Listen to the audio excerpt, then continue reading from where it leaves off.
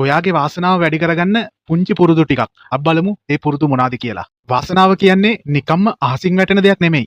අපි දිනපතා කරන පුංචි දේවල් වලනුත් අපිට වාසනාව ළඟා කරගන්න පුළුවන්. පළවෙනි එක තමයි උදේ නැගිට ගමන් අද දවස ගැන හොඳ ප්ලෑන් එකකින් හොඳ අදහසකින් පටන් ගන්න එක. දෙවෙනි එක තමයි තමන් වැඩ කරන තැන තමන් ඉන්න තැන හොඳින් පිරිසුදුව තබා ගන්න එක. හොඳට පිරිසුදු තැනක වැඩ කරන එක ගොඩක් පහසුයි. ඒගොම තමයි හිතටත් ලොකු සහනයක් දැනෙනවා. තුන්වෙනි එක තමයි ඔයාට හොඳ අවස්ථාවක් ආවොත් බය වෙලා හැංගෙන්න එපා. ඒ අවස්ථාව අරගෙන මූණ දෙන්න. සමහර වෙලාවට අපි වාසනාව කියන්නේ අපිට හම්බෙන අවස්ථාව හොඳ හැටි තේරුම් අරගෙන ඒකට ෆේස් කරලා ඒක ජය ගන්න එක.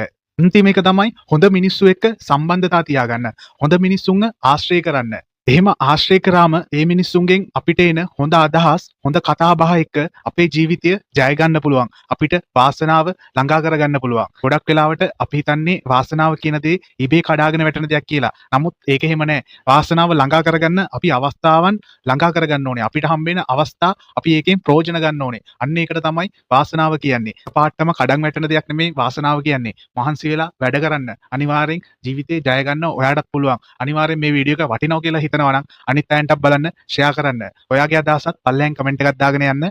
මාවත් ෆලෝ කරගෙන යන්න. මේ වගේ ලස්සන වීඩියෝ බලන්න.